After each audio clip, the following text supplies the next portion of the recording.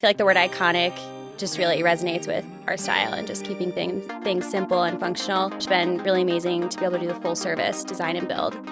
But our clients definitely vary in terms of what that means and where our role is on the project. For some clients, we are full service design and build, and then for some clients, we're full service design. But our experience and knowledge on the construction side give us that competitive advantage to be the design firm on the project. Welcome to episode 121 of the AT Construction Podcast. And we have with us Kaitlyn Wolfe, who's the owner of Iconic Design Build. And what's really unique about Katilyn is she is not only an interior designer with an amazing interior design firm with incredible aesthetic and some amazing projects, but she's also a general contractor. And so she's had some amazing experience as she talks about her career in biology and now how that's transformed with her MBA and how she went to work for an architecture firm. She worked for a contractor and how that all played a role in her business now, and how she specializes in interior design, but also works on some amazing projects. We have a project together this next year that's going to be amazing. But Katilyn is a super ambitious business owner, conscious of her time and her product and her team and company culture. She's grown from 4 to 11 and has an amazing staff. And she talks about the hiring process and what she looks for in vetting not only employees, but clients. So without further ado, let's get started. So welcome to the AT Construction Podcast. I'm Brad Levitt, and today we have a special guest with us in studio, Kaitlyn Wolfe, who is owner-founder of Iconic Design Build. So welcome, Katilyn. Hello. Excited to have you on. So we, I guess before we get started, we have a very exciting project coming up. I know. It's unreal. It's amazing. And so what I love about this project, and there is some, with the client involved, that's something that will be published later. But as far as, some of the design, I know you're excited because this is really up your alley as far as aesthetic and design. And so speak to us about that before we get into, because one of the reasons I want to have you on is just your background in construction. So you're kind of a competitor to me, but not really. No, but as far as design goes, like speaking of the aesthetic, like what is it that you're passionate about, especially when you get a project such as this one we have coming up? I know. And I feel like this project is just, it's such a niche. And so like where we want to go, like not even where we are now, like where we want to go with our portfolio.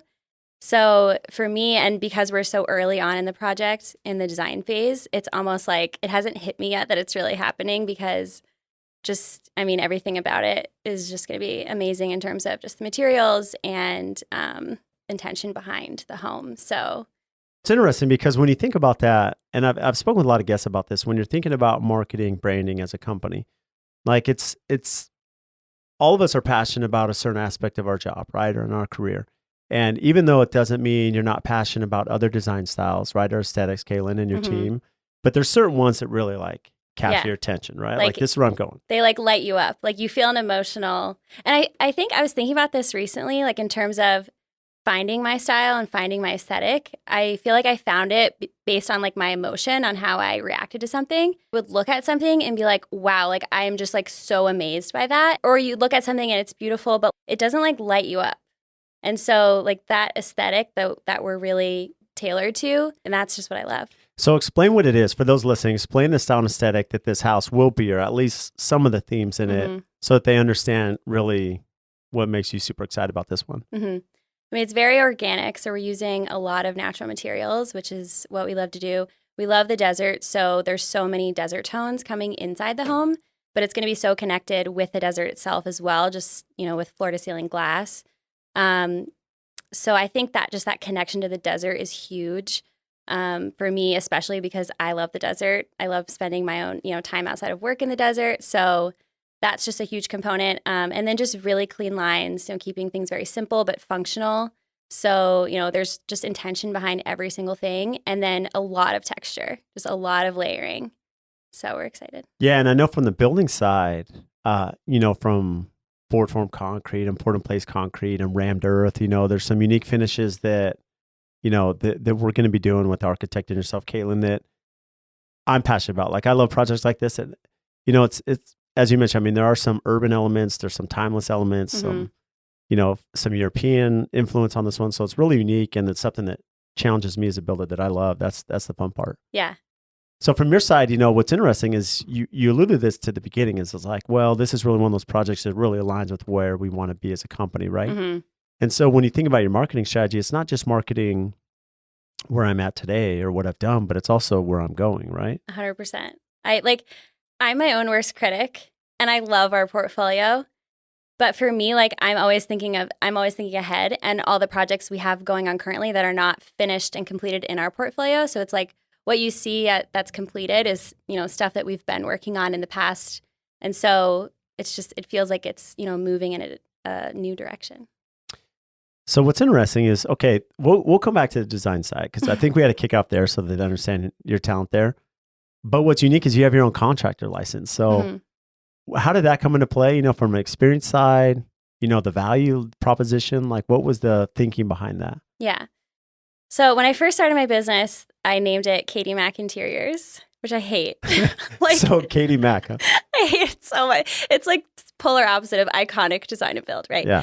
So that's just where I started. And, just trying to really figure out my mission and my style, like you said. And, I feel like the word iconic just really resonates with our style and just keeping things simple and functional. So I rebranded to Iconic Design and Build. And at the time, we really were just an interior design firm when I did that rebranding, but I knew that I wanted to grow the build side. Like that was also part of my mission for the company. So, we built that over time. I got my license. And so now it's just been really amazing to be able to do the full service design and build. But our clients definitely vary in terms of what that means and where our role is on the project. So for some clients, we are full service design and build. And then for some clients, we're full service design.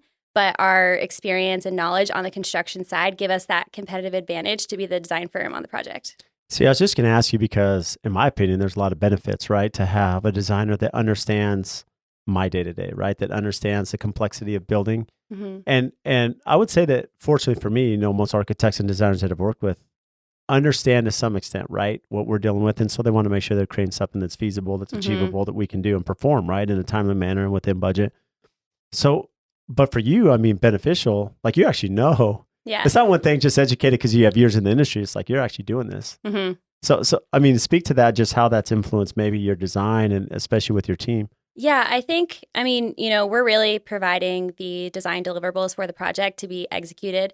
So when we're managing a project where we are the contractor on the job, we're using our own renderings and drawings and specs to figure out the job, to how to, make it happen. So when we're working with other contractors, we are kind of that one step ahead. Like we already kind of know what they're going to need or what they're looking for. I feel like we also dive deeper into budget too, like allowances, because obviously that's a huge thing from a building perspective. And, coming in for the design, of course there's anything we could do, but there's always a budget. So we're also looking at that when we're specifying materials because we understand like what things cost. And, say we're looking at designing something custom, whether it's, something as simple as a shelf or, adding an LED in a particular spot, like I feel like we can kind of engineer it as we're designing it. So we know later on when we're on site, it is feasible or, we have some ideas on how to achieve it. So it's a little cheat sheet because now you can go in, especially if you're the builder, like you already know, hey, they have a budget. We have to hit this. We're working through design. And so you can make sure you're designing within budget. And I know when I speak to companies that are full design build, right? Mm-hmm. They feel that that's their advantages. They're not fighting different parties. They have everything in-house and so they can really understand their costs and they can make sure it's in budget. Mm-hmm. And so when you're working with a builder like me on this project, how soon should you integrate those allowances and finishes and budgets to make sure we're on the same page?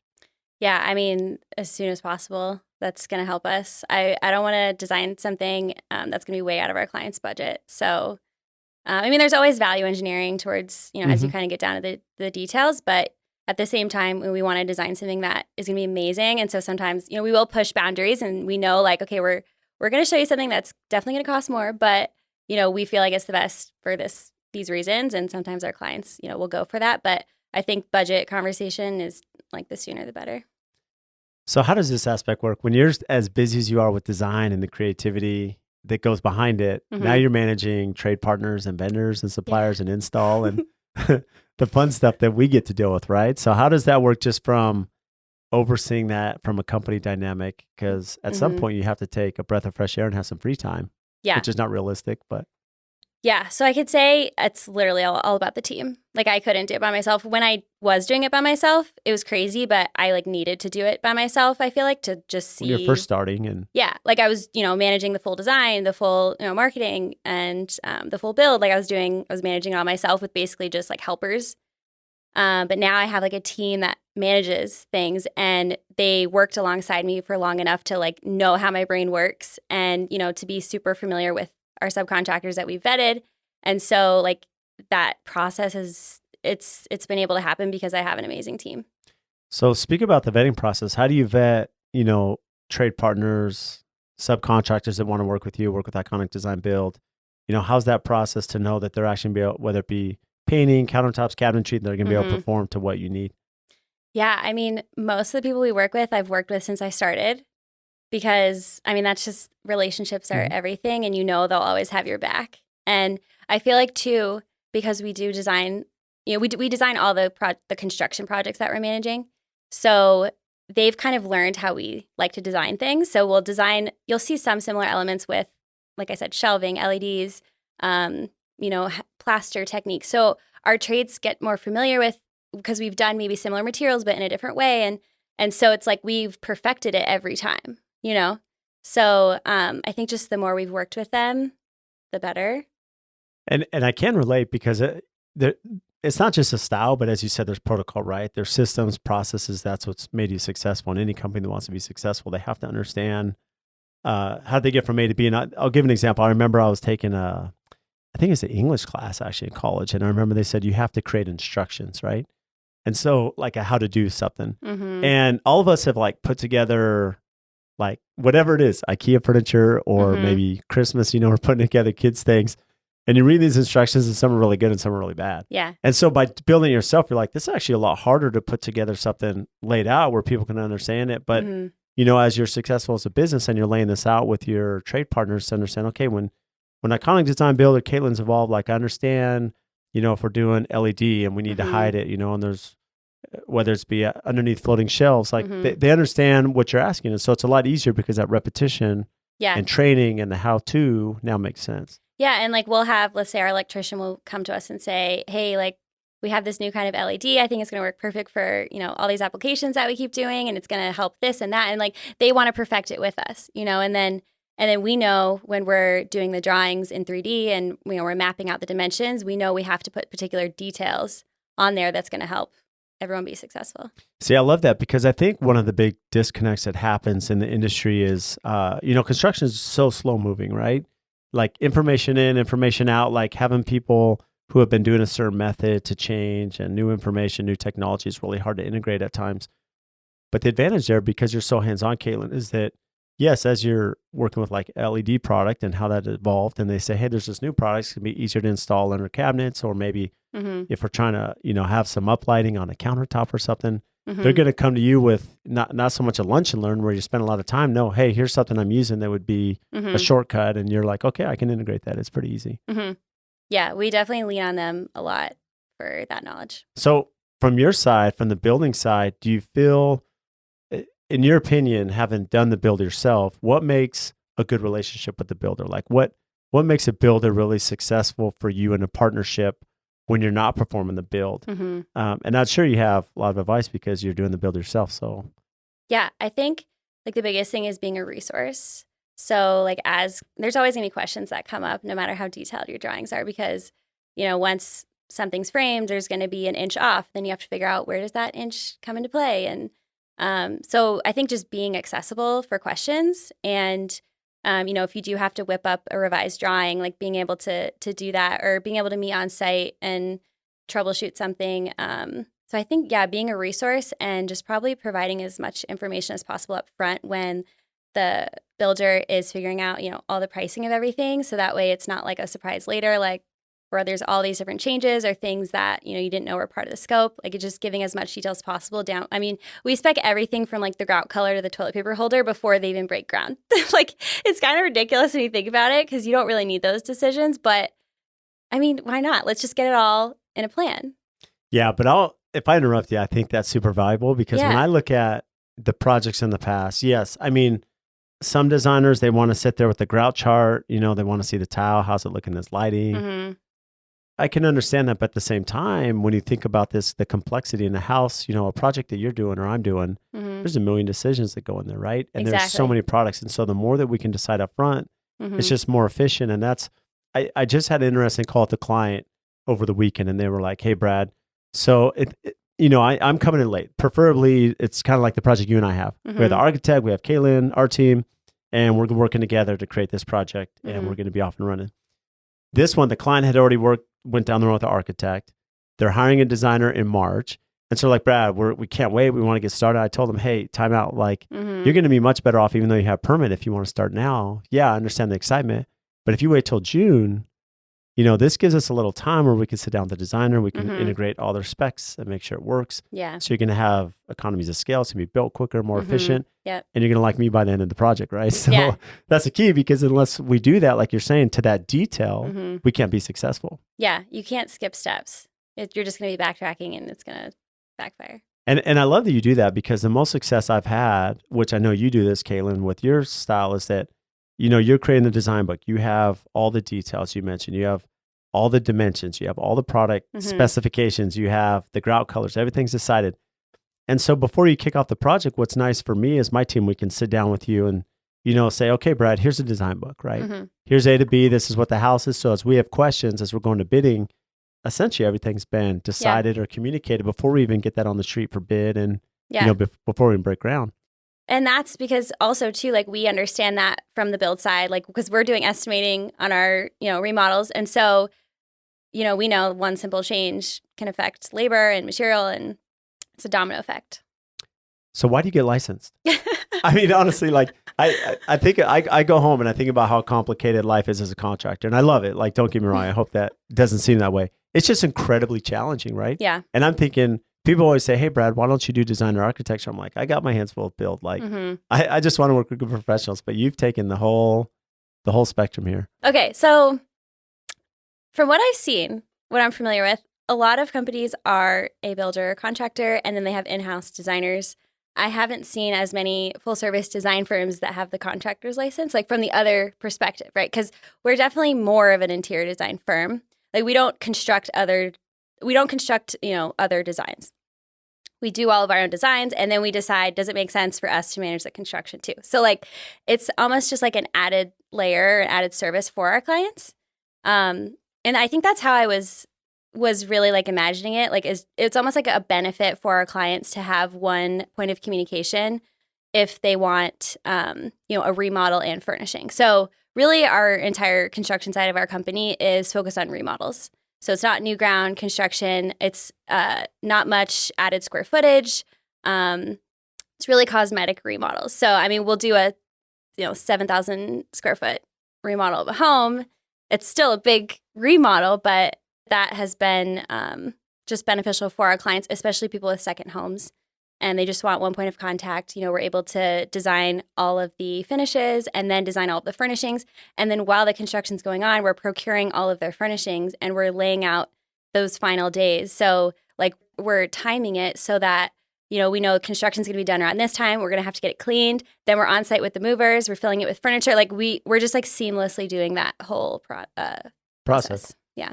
It's interesting because did you always know that was your wheelhouse, essentially? I mean, it's really valuable because where I've seen companies be real successful is not having the huge broad spectrum. They may specify in certain categories, but like for you, you're like, hey, I'm not trying to build new houses. I'm not trying to reconstruct a 5,000 square foot house and rebuild it and do an addition and a guest casita and all this. I know you take even whether it be 1,000 square feet or 7,000. Yeah, cosmetically, I can come in and we can do all this and have the capability. So was that always the intention when you got your license? It really was, and it still is. Like, I don't feel like that I want to take the build side to new ground construction. I love designing it. I love being part of that team. But I think from managing the construction from that standpoint, like, I love the remodels. And then small things too. So clients that come to us for full furnishings, I mean, 99% of the time we're changing lighting, we're installing wallpaper, we're adding a wet bar. Maybe they want to add a shower to a powder bath. And then we can handle all of that because, I mean, it's hard to find a contractor to do those small items as well. It is. It's really smart. And what I found too, in early on, as you're trying to figure out your business, focus, right, on where you're going. And for me, we were kind of all over the place in the beginning until we really found our success. But part of that, when customers reach out and we get a lot of inquiries like, hey, Brad, we want you to do our remodel, maybe a kitchen or like a bathroom. But the reality is, as in construction, it's very complex and you have to have the right people. And so the mentality is different. building a custom home. The crew sizes are different. Mm-hmm. The insurance requirements, the understanding, right? Mm-hmm. You know, getting 20 concrete guys to show up is a lot different than, hey, we're doing this little addition Mm-hmm. and I need 2 guys, right? Yeah. And so you have to understand, especially now in this market where everyone's so busy, we have to understand our trade partners and what they can handle, right? Mm-hmm. Because I'm not self-performing this work. And same for you that, hey, if you have a really good plumber and a really good plaster and Mm-hmm. cabinet person, they're perfect. And you could keep them busy with your projects. And Exactly. where it gets a little challenging as you get out of that scope and it's something more complex. Yeah. And it's not that it's complex. It's just a different scope of work, Yeah. if that makes sense. Yeah. Because your stuff's equally complex. Trust me, I know. Yeah. It's just a different realm. Yeah, absolutely. So where does the inspiration come from? Like for you, how much does your lifestyle, travel, you know, the day-to-day influence Iconic Design Build and really the direction your company's taken? I feel like I live, eat, and breathe just designed and iconic. Even when I'm not working and working, I feel like when I'm traveling, I'm getting inspiration for projects. I'm like thinking, like when I'm hiking, I'm figuring out like processes, like with my employees, like how do I fix this? And I'm hiking in like, you know, some random state in a national park. But that's how I like disconnect and I can start thinking about those things. And then I'm done the hike and I'll like call someone on my team and be like, I just had the best idea. We have to try this. Or, you know, it's just like, it's my way of just taking myself out of the office and, you know, just being in my own brain. And whether I'm, you know, getting inspiration for design or I'm just thinking about managing the team, I feel like, yeah, it's like all one for me. So I was listening to a podcast and, you know, I grew up in California in San Diego and John Muir, you know, there's the John Muir trails and stuff through California. And I believe, I mean, I don't know the exact quote because I'm here winging it, I guess, on the podcast live with you, but you know, you talked about that, how healthy it is to be outdoors, right? That everyone should spend time. They should be hiking. They should be outdoors. And especially now in this generation, you know, for us as attached, and I'm super attached to my phone. Like it's difficult to be away as a business owner. Mm-hmm. It's just clients, employees, you know, it's just a reality. Like I have to be in contact, right? But there's value to being outside and being able to disengage and have that. And as you mentioned, I mean, especially where you're incorporating inorganic design, right, Katilyn, and you're really looking at timeless elements and things that our nature has created. And so I can only imagine the travel and your exposure to those different, you know, conditions and being outside, how that just inspires you. Yeah. I mean, I feel like I get color palette inspiration or material inspiration from the outdoors. And also when I'm traveling too, I like to go to commercial spaces. I mean, not just nature. I get a ton of inspiration from nature, but I love commercial spaces. Like I'll be in a hotel, restaurant all day long and I'll just look at the lighting and I'll look at the, you know, how do things get finished around a corner? And like, I love looking at all that stuff and it gives me ideas. So it's, yeah. I love that too. And it's funny because I look at it from the builder side. So when I'm going, I love to see like new restaurants, right? And how eclectic it can be or how well designed, you know, how they've taken maybe a historic space and how they've integrated the existing flooring or wall space, right? Maybe hotels and they could be new, they could be timeless, they could be historical, it doesn't matter. But for me, I look at it this way where it's like, okay, you know, this is something we could build. We could do this, you know, do this detail. And then there's some projects you walk into this amazing, you know, hotel in New York City and Manhattan. You're like, okay, who built this? Like, there's no way. It's just so complex. Like I could never get my hands around this. Yeah. We stayed at a boutique hotel in Indianapolis and it was an old Coca-Cola factory. And it was abandoned for, I don't know how many years. And then they restored it for years. It took a really long time for the build. And they restored it to a beautiful hotel. And it was amazing. It was one of the coolest hotels we've ever stayed at. That's incredible. So do you ever find it difficult? Because I know for you, you're super active with emails and correspondence. You mentioned before we started the podcast, you're on the ski lift sending emails, right? On your last vacation, like you could never put it off. Do you ever feel overwhelmed that, hey, I don't have, as a business owner, I just don't have the free time? Or have you just learned to evolve and like kind of deal with it? I think I've learned to evolve, but I definitely think there are things, you know, in my personal life where I'm like, at some point, I'm going to have a little more time where I'm just focusing on like my personal life. I just feel like I'm in the grind mode right now. And I know it's not going to be forever and I don't want to burn out. So I feel like that's just like the mode I'm in, but I think I know that I'm in that mode. So I'm just like embracing it and I don't feel like it feels good right now, but I know that I'm going to change over time, I'm sure. Yeah, you hope, right? That's the goal. I guess. But personality sometimes drives that. It's funny because I look at like my situation in life and how it goes. And it's like, you know, you just kind of learn to embrace it. I remember early on, you know, it was very difficult to take like a family vacation early on in our business. And it seemed that every time I'd go, like something would like blow up. And my team was like, dang, Brad, every time you're gone, like just something goes wrong. Yeah. And what's funny now is like, it still happens, right? Things happen as I'm gone. And you just realize that's just part of doing business, right? And you just learn how to, really you have to understand in your mind, like how you separate all that. Yeah. You know, and really not let it drive you emotionally. I had early on, I had Mark Cannellari on and he gave some great advice, right? He said, you know, those watching, they're supporting you, Katilyn, or Iconic Design Build, like they're celebrating your successes, not your failures, right? And we as people like tend to focus on our failures too much. And it eats at us, you know, mistakes we made, or maybe we didn't handle that communication properly. Instead of, you know, compartmentalizing that and saying, okay, well, this is a great learning experience. Now I'm going to apply this for the next project.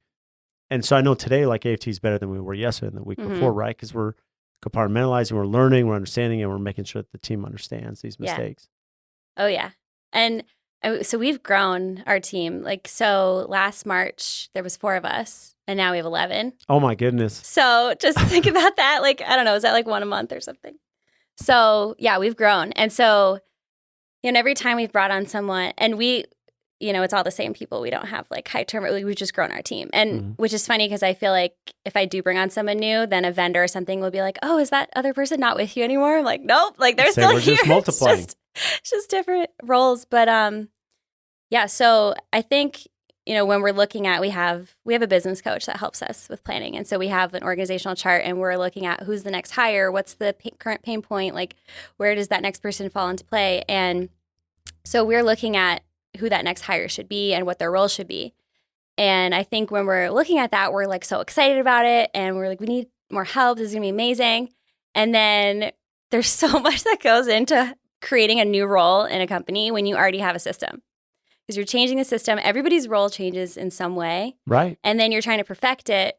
So now it's like, it's a lot. So that's what we've been focusing on. I love that. It's super complex. And for those listening, I mean, I don't know that many people that have not built a business understand from 4 to 11 what a dynamic, and it's almost like revenue. Certain companies do a certain amount of revenue or projects and then you're doubling or tripling that. It's complex, like, because you're trying to make sure that now these 7 new employees, they understand their role, they have goals, they have, you know, they have something that challenges them every day where they're not overwhelmed. Yeah. So with your organizational chart, and this is something that I want to talk about because it's something we're implementing in our company. Is this something you share with them? Like, do you share with the company, they really know where they stand as far as title, who they're accountable to, who they, you know, responsible for? So we did that. Last time we did that, I think was maybe October, November. So before our 2 newest employees. And yeah, we printed it out. We showed it to everyone. And each person had like basically like top 4 to 5 responsibilities, things they're accountable for. And we went through it and we're like, here's where we're at. Here's where we want to go. Let me know if you have any questions. So how do you sell them the vision? So then when we hire, we also have these core values. This is all for my business coach. So I take no credit for coming up with any of these ideas. So we have these core values that we've created and we have to hire based on those core values. I mean, I'll just give you a few examples, but sure. Like always, you know, taking initiative, you know, looking for something that maybe you haven't been asked to do a task, but maybe you see a task needs to be done and just kind of getting up and working on it. Like just always being helpful to the team. Being willing to, you know, learn something new or just jump up when the team needs help. You know, being professional with our clients in terms of communication. So, you know, emails in person, just keeping that really professional. Showing up on time / early because early is on time. That's a fun one. And there's a lot. That's a few. I love that. So it's interesting as you're sharing that, you know, I'll give an example. So one thing in our company we do is we call it the AFT team walk. And so what ends up happening is, you know, some of our projects can take a year, 2 years, 2.5 years to build, right? Yeah. And this is just when they're in the ground. That doesn't count the time in design from the beginning as we're working with, you know, someone such as yourself, Katilyn. But so it ends up happening for the super, you know, they're on this project. It's at some points of the schedule, it could be a grind, you know, there's a lot that they're focusing on. And so, you know, they become a snowblind, right? Where if you're staring at something all the time, like you just, you don't see it anymore. And so what ends up happening is as we get into like that final paint, as we get into the punch, like the goal is we bring the whole company out. So we bring out superintendents, project managers, office staff, accounting, coordinators, everyone, they're out there. And we tape the house. And so the superintendent, you know, he's the scribe. So it's really tough because everyone's coming in. You have 14, 15 Wow. employees walking the house saying, hey, Kaitlyn, this is wrong. You need to Yeah. get this paint touch up. This faucet needs to be adjusted, Yeah. right? You got wood chip in the wood flooring. And so it's pretty humbling that they're sitting there taking notes. It's like 14 people are like dissecting the house. But, the right understanding and training behind that is that, okay, well, now it's almost like they get an accelerated punch list before the client moves in. Yeah. They can address the stuff, get it finished. So ideally, when the client moves in, it's be really minimal, right? Yep. Client can move in, house is good. It's like A+ quality. Yeah. And so what's funny is like doing this, it's been like a pattern. It's something I hadn't really thought about. And I had a few builders reach out and they're like, Brad, how do you address this? Because we've tried your system, we've tried doing this. And our superintendent got super offended, like they were emotional. They were really mad. They felt like, we're just micromanaging them. Well, it's like, is that person the right cultural fit for your company? Exactly. Because maybe they're not. Yeah. And I love that because it's like, leave your ego at the door, right? Yeah. And we've hired since then. And I always challenge them, hey, what's your ego? And I explain that example because part of being successful as a team and being collaborative, you can't have an ego, right? There has to be understanding that, hey, I'm not perfect. I'll make mistakes. And even as a business owner, so if you have good advice or good counsel, I need to consume that and digest it and say, is this important for us to make a change? And it's hard. It's hard because human nature, we're battling that, right? Yeah. And you can't change someone. No, you can't. but I love the punctual side too, because, that's also a fine line as a business owner that, hey, everyone has to be punctual. They have to be responsive. They have to be communicative.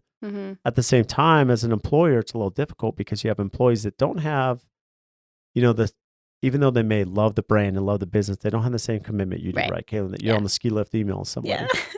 They may say, hey, 6 p.m., 5 p.m., I need to check out. I'm not going to respond. So you have to have that fine balance where they're still communicating, but you're setting expectation with clients as well. Yeah, communication is everything. And that's what I've always asked. I mean, I don't expect anybody to work more than, the 8 to 5, 9 to 5. Like, I just need communication. If there's something on your list that has a due date and you're not able to get to it or you're not able to get to it done, let's talk about it. Because if we have to get it done, then one of us can jump in and help out.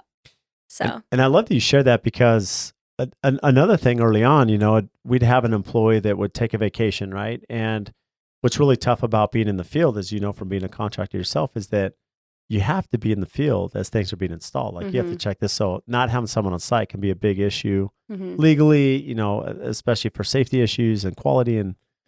And what I found now is we have a system down where if I'm the superintendent, I'm going out of town, I don't just call the owner, I call my friends that are superintendents.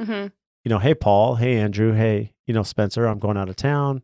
Can you cover my project while I'm gone? Yeah. Here's the schedule. Here's what's happening. Yes. Here's who's coming. And so what's amazing is I look back now, and this was not the case early on, but now in the last 2 years, it's you end up seeing them do it where it doesn't come to me. Yeah. So-and-so's on vacation, but he's already handled who's going to cover him. I know. I love that. I'm so proud. Yeah. You're so proud of your team. Right? When you see an email and they're like, I'm not going to be here. Here's everything you need to know. Yeah. Call this person. They're going to do this or that. And you're like, this is amazing. You're like, it's amazing. It's like, yeah, just prepare the team. We're all here for each other. And that's the culture that we have is we have each other's backs. And I don't deal with drama. If there's drama, I mean, I've never thankfully had to deal with that actually. That's amazing. Kind of crazy. Yeah. Because out of 11 of us, 9 of us are women. So I don't know. But my core values say we don't allow drama. Yeah. Or talking about each other. I can't. Yeah. I don't do that. So. Well, it's not healthy. I mean, anytime you're going to have backbiting in company, it just can tear everything down. It's not great. Yeah. Now, we're super excited to welcome one of our new sponsors to the podcast, Pella Windows. And this is even more exciting because we use Pella in so many of our projects, nearly all of them. And they've been just an incredible partner of ours. And locally, Sammy and Adam, they are not only amazing business partners behind us, but they are super close friends. And I speak on the podcast all the time about the importance of relationships, right? Relationships with our customers, with our vendors, with our suppliers, because at the end of the day, I'm only as good as those that help our brand and assist us in our projects to take it from the ground up all the way to completion. And if we didn't have partners such as Pella, there's no way we'd be who we are today. Over the years, we've built this amazing relationship. When we call them or email them, they respond. They're quick. Their company culture, their integrity, their honesty, they are always there to do what's right for us and the customer. They can do anything from small replacement projects to large custom homes and even multi-million-dollar commercial projects. And also, when you think about their product line, they can do ultra contemporary, historical preservation, and large traditional projects. So for anyone, any scale, any size, they're the ones to call. They're here local. They have an amazing Instagram. Make sure and give them a follow to see what they're doing. So if you need windows and doors, give Sammy and Adam a call. We stand behind Pella. We love what they do, their culture, their brand, and especially their quality. And if you want to learn more about Pella Windows, check our show notes. We'll have everything tagged there so you can give them a follow and have their contact information to reach out. And now let's get back into the episode. One thing that's unique is not only do you have the license, you're a designer, you have the design build, but also the MBA. So how did you get into design? Because this wasn't always a career path for you. It was always a career path. If you asked me what my dream job, if somebody was like, where do you see yourself in 10 years? When I was, I don't know, in high school or middle school, I would have said design is my dream.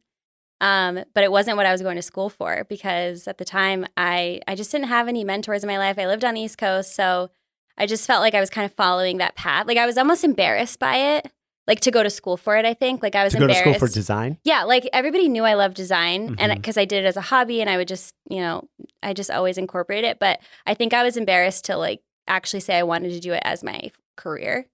Because to me, it just didn't feel like something that you could do for a career. It just felt like a hobby. A hobby. That's what my dad told me. Maybe it was he's the one that put that in my head. So I'm like, okay, that's a hobby. I can always do that for friends and family. What am I going to do to make money? If only you had Instagram then, and you could say, wait, check this out. I know. You could actually build a successful company and career doing this. I know. So anyways, I went to school for biology and neuroscience because, I really loved art and design. But I also liked math. I liked science. I'm really good with numbers. So I feel like that's why I love design, because it's so much, technical side as well as design. But so I went to school for biology, and a few years in, and I'm like, what am I doing? I'm looking at my career paths for the biology degree, and I'm like, I'm not doing this.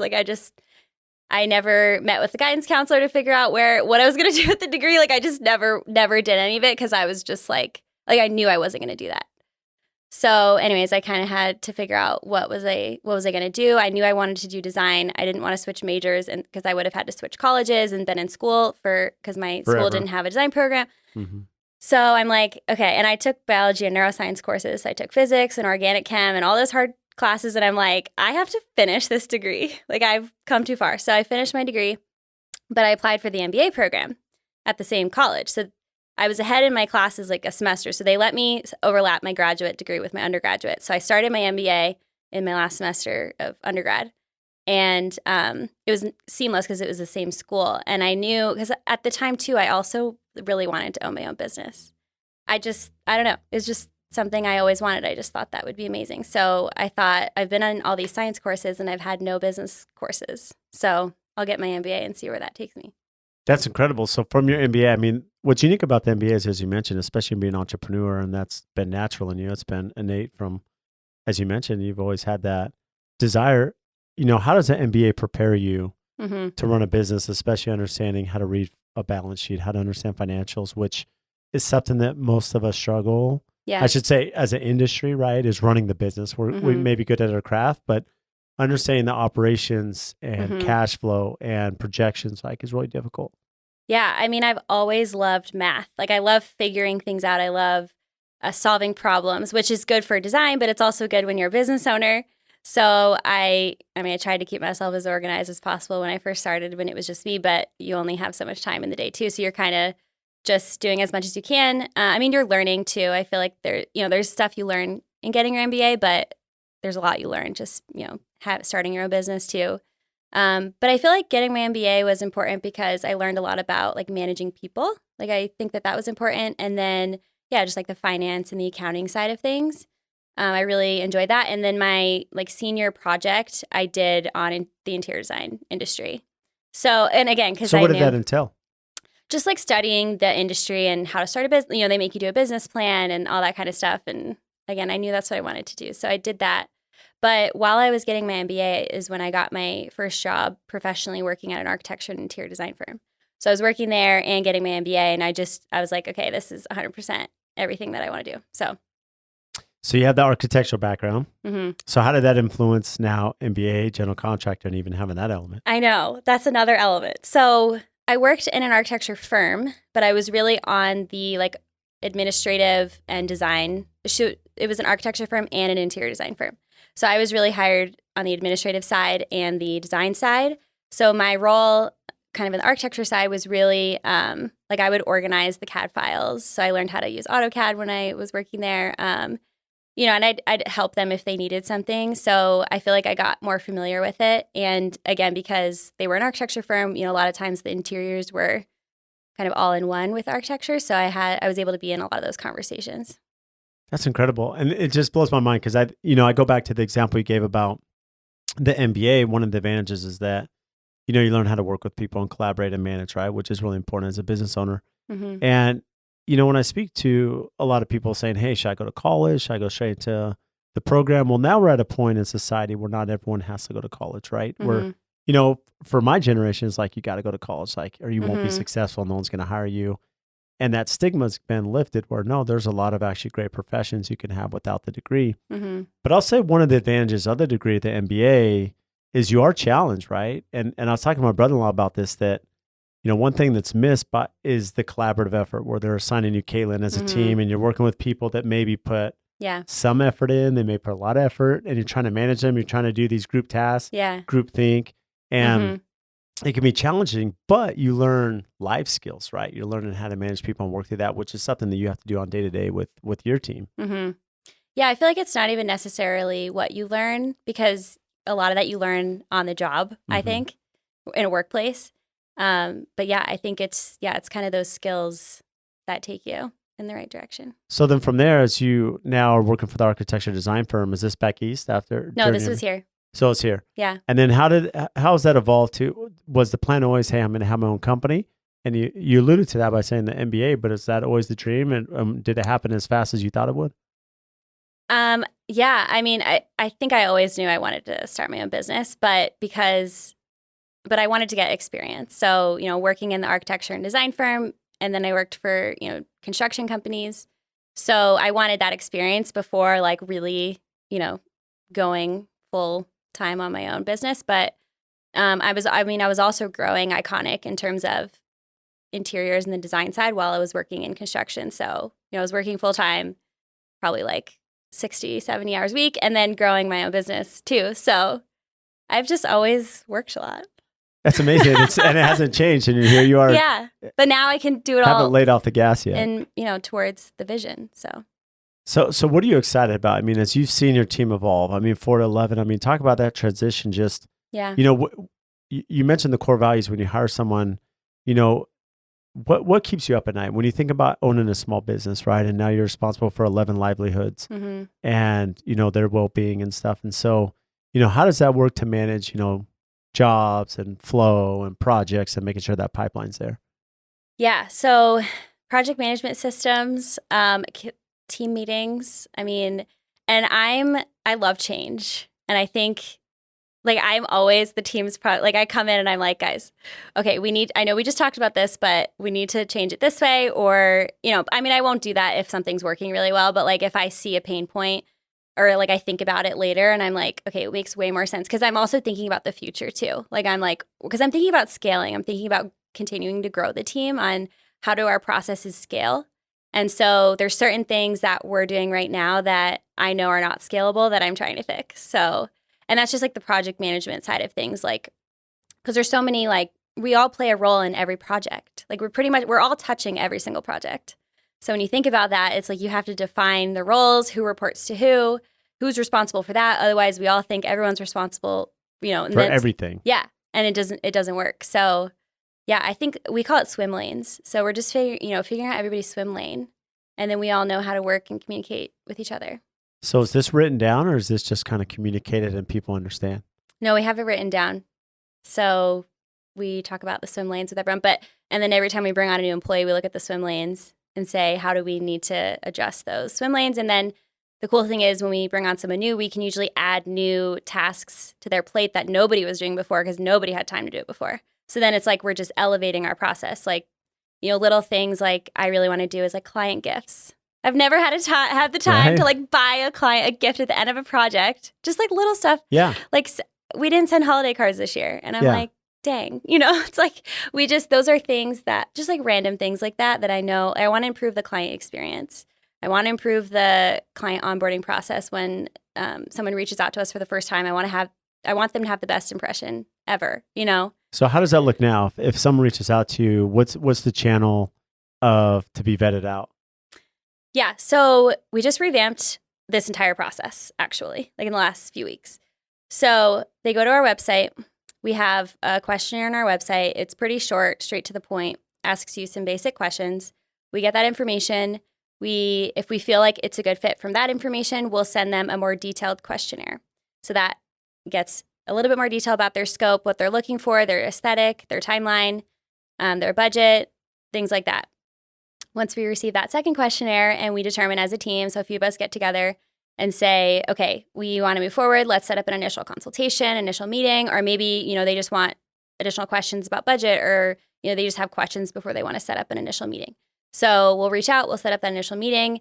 Right now it's looking like 7 weeks away from now to meet someone for the first time. Wow. So if they reach out today, it's possibly 7 weeks before they have a sit down. I know. And I hate that, but I can't do anything about it. I literally don't have time. Yeah. So they, we'll set up that initial meeting, go on site. I'm always on site. I feel like people ask, does Katilyn actually do the design work? Am I going to get handed off to someone else? And we're like, no, anyways. Yeah. But so I'm always at the initial meeting. That's when I'm, scoping out the project. And again, this is different if it's a new construction, because obviously there's no home yet. Right. So I'm kind of talking more remodel side of things. So if it's, a new build, then, we'll set up an initial meeting with, whoever's involved in the project and learn more about the aesthetic and the scope. But so we have that initial meeting, and then we can prepare our proposal, which outlines, our deliverables and our fees and things like that. But so there's a lot of steps to that process, but I mean, I think everything from how you talk to that initial prospect and following up to remind them of the initial meeting, asking, is there any information we need to know? Is there a gate code that we need to get? We're trying to get all the information and just be really on it from the start. I love that, because that's one of the most difficult parts, is understanding, where does the ideal client come from, and how do they transition through the company, right? How do they move from point A to point Z before the project's completed? And understand that process, having the right people in line, is super helpful. And the process is a lot, as you know, start to finish. And every project is so different. So you also don't want to overwhelm them with too much information. I'm always trying to figure out, how do I explain our process so they know, because they have so many questions, but at the same time, you can't explain every single thing. It's too much information. So we also have a lot of, things we'll attach in emails that explain our process, and it's written out. And, we'll say, if you have any questions, let's hop on a call, let's talk about it. And so every person's different on how many questions they have from the beginning, but it's a lot of information. So let me ask you this: when someone reaches out and you have the backlog or pipeline you have right now, and I'm sure that's moving because you have your schedule lined out, so you kind of have an idea. So if someone reaches out, you're like, hey, it's 6-7 weeks, and in a month from now, it could be 9 weeks, it could be more. But the one thing I'll say that's actually really beneficial is where I've seen issues with companies is they try to take on more than they can handle, right? And so poor communication or poor expectations is going to lead to frustration. Yeah. And so clients are better off if we sit there and say, hey, I'm not available for 8 weeks, but then I will be. At least there's something they can track and say, okay, maybe that fits, maybe it doesn't. Yeah, it's okay, I might be able to squeeze you in my day tomorrow, but if I meet you, then I'm not going to be able to talk to you for the 7 weeks until I can actually start your project. So why not meet and start and go? And here's our process. Yeah. But we do initial meetings every Tuesday. So I do. So you have a set day for that. Yeah. So we book them out, and we'll do usually two every Tuesday. See, that's really smart too. So you have a day of the week that's actually stationed for the vetting process and the client to have those orientations. But where I really liked it, and I think that's really advantageous, is, again, going back to expectations, a lot of our clients, they may see you through Instagram. They may see different ways that you've, marketed to them, but they don't understand your business. They don't understand day to day. And so by laying them out and essentially helping educate them, I mean, you're laying it out where now you're creating less pain points for them at the end of the day. Yeah. Yeah. Setting expectations is definitely a huge factor in the success of the whole project. And I mean, I feel like it's with anything, if you go to a store and you're buying a sofa and they don't tell you when it's going to arrive, and they're like, we'll keep you updated, and you're going to be waiting every day, where's my sofa? I can't wait to get it.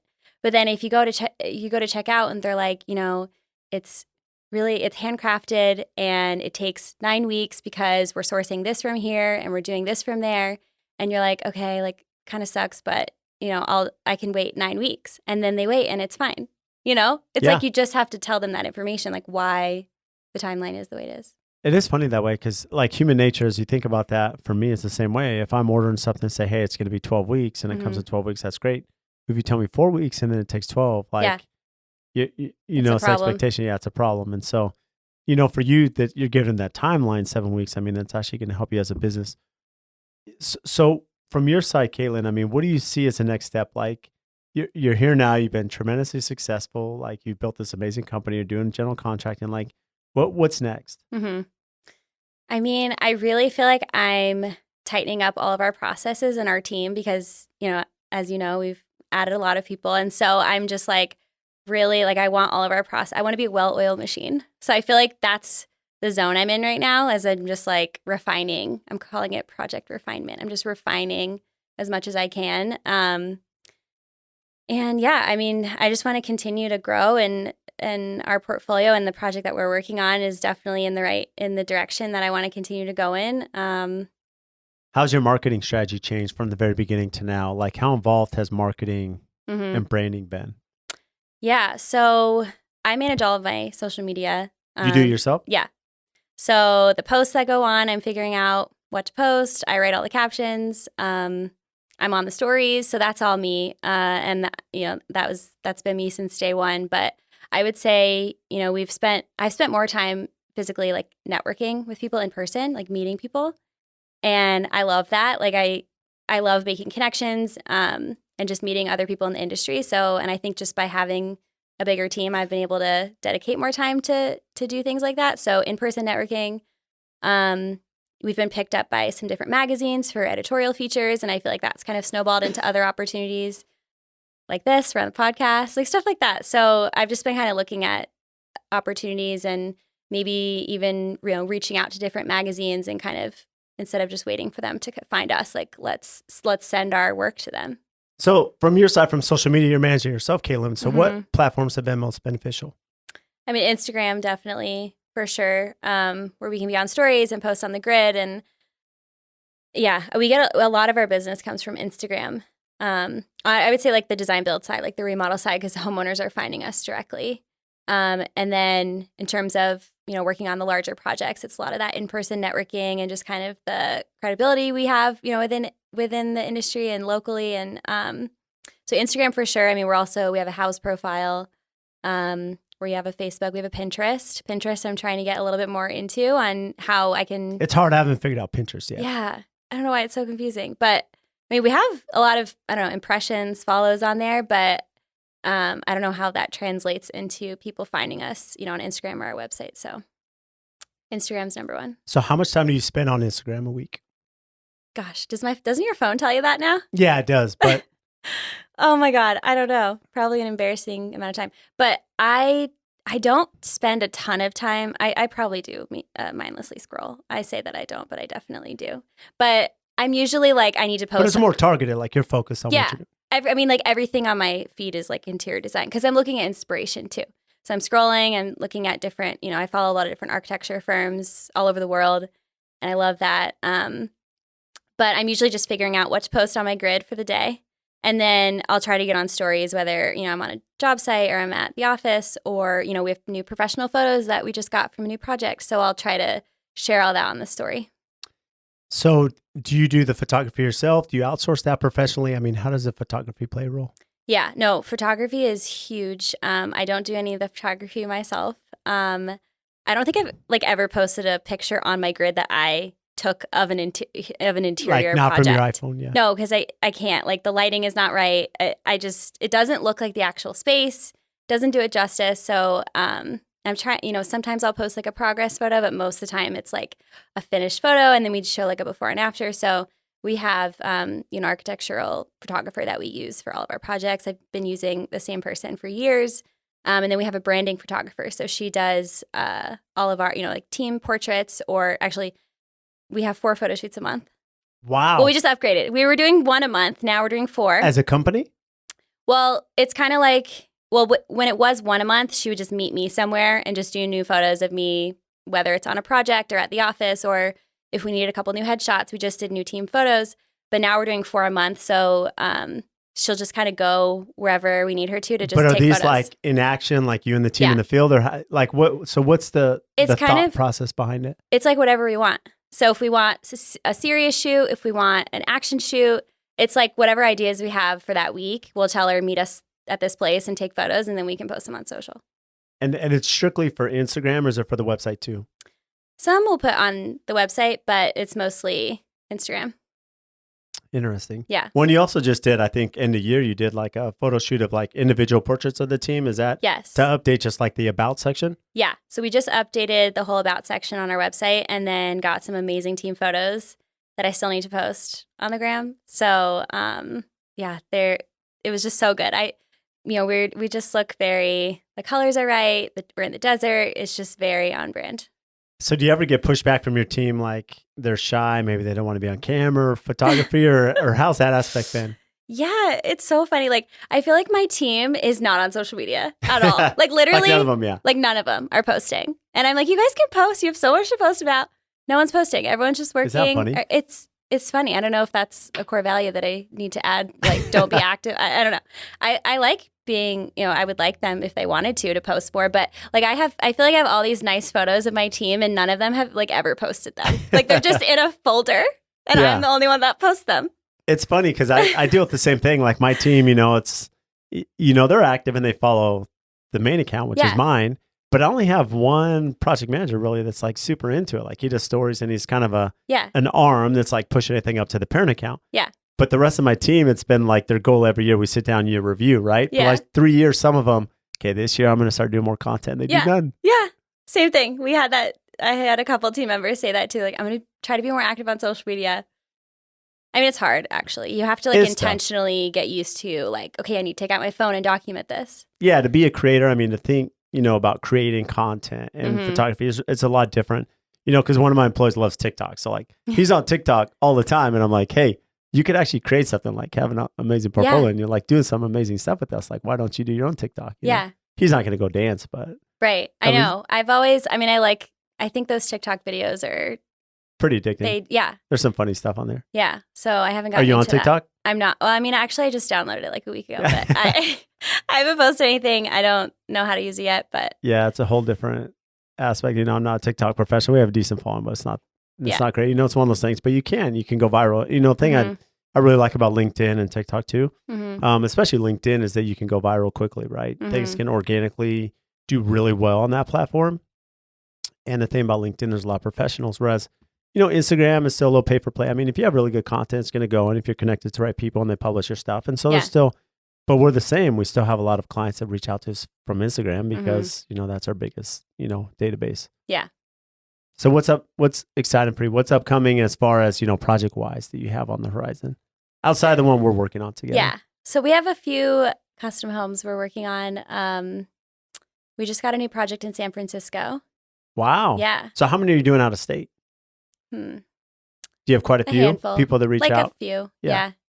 So, New Mexico, San Francisco. Wow. Connecticut. Yeah, it's exciting. So, yeah. And travel's easy right now, so it's not too complicated, right? Yeah. Oh my God. Yeah. I don't mind traveling. Yeah, I don't either. It's just a little complicated sometimes. As long as your flight's on time. I know. There's no strikes. There's no weather or anything bad, but. Yeah. But it's amazing what we can do virtually now because of our 3D renderings and all the programs. And, if we can fly out and see, the site and meet the client in person, and there's a lot you could do virtually too, not just Arizona. When you're working out of state, which I know is a lot more feasible, I mean, you're not probably going to do the remodel side, but you'll do the design side. Yeah. Again, are these coming from Instagram? Are these coming from network you've built? Yeah, Instagram or House, I would say. That's amazing. Mm-hmm. So then we're, for those listening, especially for what's upcoming, to follow these projects in San Francisco, the one we're going to be working on with you, where can our listeners find you? Our Instagram is just Iconic Design Build. And, it's our company profile, but it's also like I don't have like my own personal profile. I don't post, I post like travel and stuff, but it's really like our business, our projects. We love sharing everything there. Yeah. And we're similar. I mean, sometimes you'll dabble a little bit of like personal stuff just so people know that you're not a robot. Yeah. Right. That there's actually a person behind it and there's, a culture and dynamic and, which is really important. So I know you've done a great job with that. I know we've met through a client. We met at networking events and, really impressed by the brand you're building, like just your strategy on business and, just all the experience you bring. Like it's been very unique working with you already, Katilyn. So it's very impressive. Yeah. I'm really excited to work with you too. Yeah. Well, thanks for joining the podcast today. Yeah. Thank you for having me. So thank you all for tuning into the podcast today. And just as a recap, if you check the show notes, they're just going to have all the links for the topics that we discuss. And also one of our favorite features now is the chapters that go through the conversation. So if there's certain topics you want to revisit or listen to, they're outlined by the time that we discuss those. And again, we can't thank you enough for all of your support. Please make sure and download our podcast, subscribe, give us a 5-star rating and review wherever you download your podcast.